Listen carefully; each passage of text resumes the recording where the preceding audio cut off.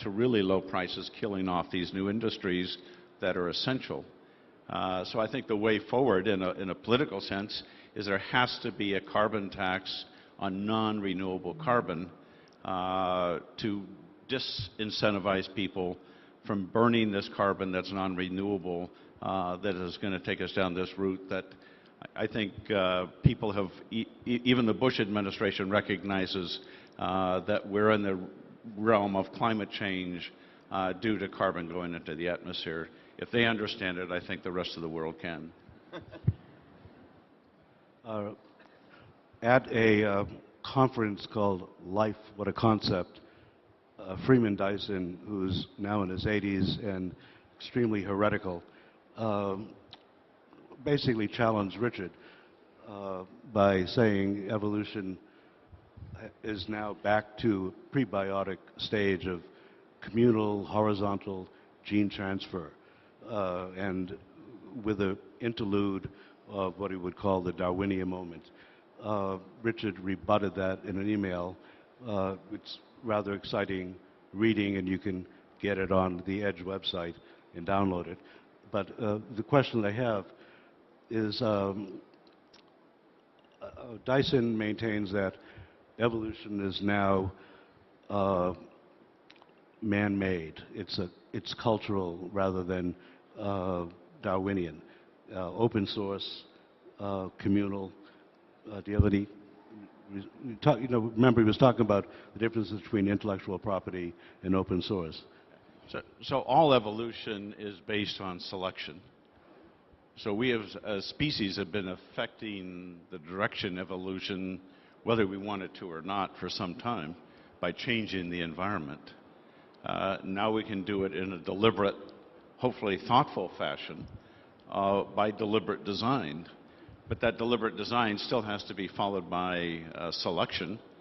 But looking back at how even the early processes of evolution that Richard's been writing about for so many years, when we look at that same experiment we did with transplanting a genome from one species to another, so many people that try to argue against evolution on a religious basis try to stick to this point mutation and selection mode, the most limited version of Darwinian evolution, to point out how complexity couldn't occur from that. What we see with chromosome transplantation is we can get 1 million changes in a species in an instant. And not only does this happen just by our work in the lab, looking back in history, we see major species evolution was from species taking on new chromosomes. When they take on a new chromosome, it's like adding a new DVD full of software to your computer. It instantly changes the capabilities and the robustness of what you can do. Our cells can do that. I guess it is by definition open source because it happens in the environment almost on a daily basis. But we have real-time Darwinian evolution taking place in our lungs. Everybody in this room has a different species of bacteria in their lungs because as your immune system attacks these organisms, there's built-in mechanisms to the genetic code where they're constantly making minor variations, making different proteins to fool our immune system.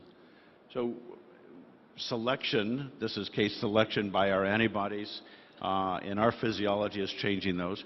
We're changing selection of the species, perhaps ones that will survive in a higher CO2 environment. As we sailed around the world, I think one of the most disturbing things was we could barely go a mile in the ocean without seeing plastic trash. We'd go to beaches that we did not anywhere in a complete circumnavigation see a pristine beach without it being covered with trash. But talk about a new environment. After the major tsunami, as we sailed across the Indian Ocean, all the beaches were covered with flip-flops, but they turned into rafts for crabs. So we have a new habitat for crabs as they float around the ocean on people's flip-flops. We are very much affecting evolution on our planet. My contention is we need to start doing it in a very deliberate fashion.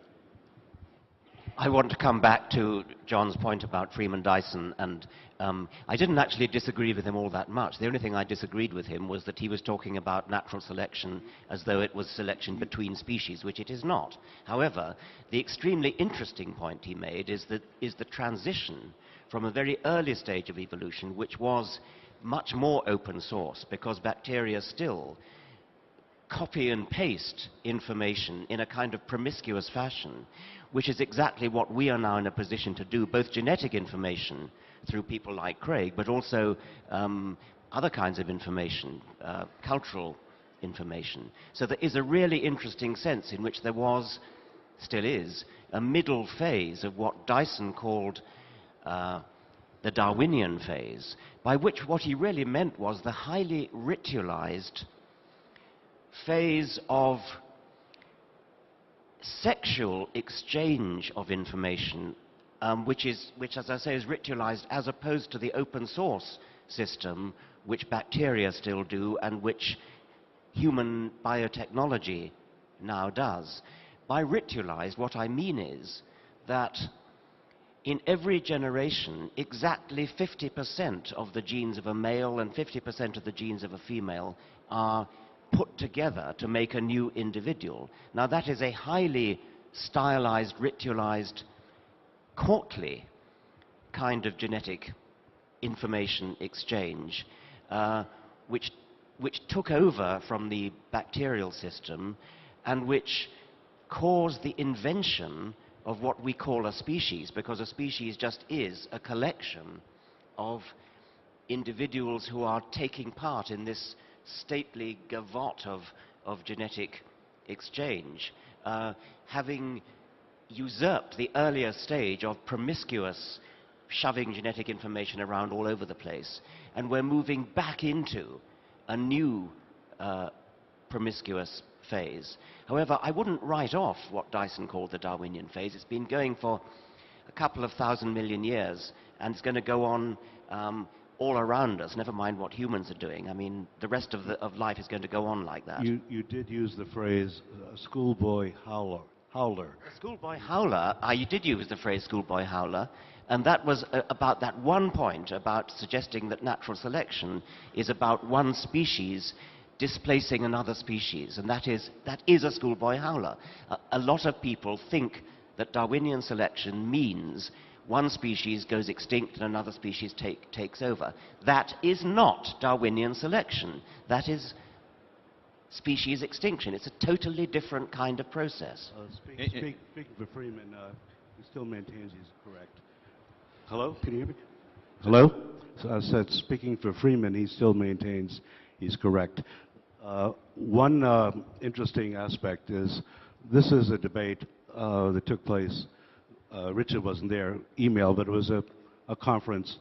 And it's in science, debate is the way people work together, the way they advance their ideas.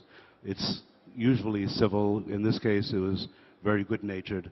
The two major German newspapers, the Süddeutsche Zeitung and Frankfurter Allgemeine Zeitung, were present, and they both ran feuilleton features on the event. And one of them said, if this discussion was in Germany, there'd be riots and fistfights. And you all seem so calm. Let me pick up on a point that Richard was making about the simplistic notions about Darwinian evolution. In fact, it was one of the biggest surprises for the scientific community, what we found in the environment. Most people expected just one dominant species. What we found were thousands to tens of thousands very closely related organisms, all basically the same linear set of genes. Tremendous variation in those genes, but there was not one dominant one. There was this community of related organisms where perhaps none of them had gone extinct, or if they had, there were literally thousands of ones to replace them.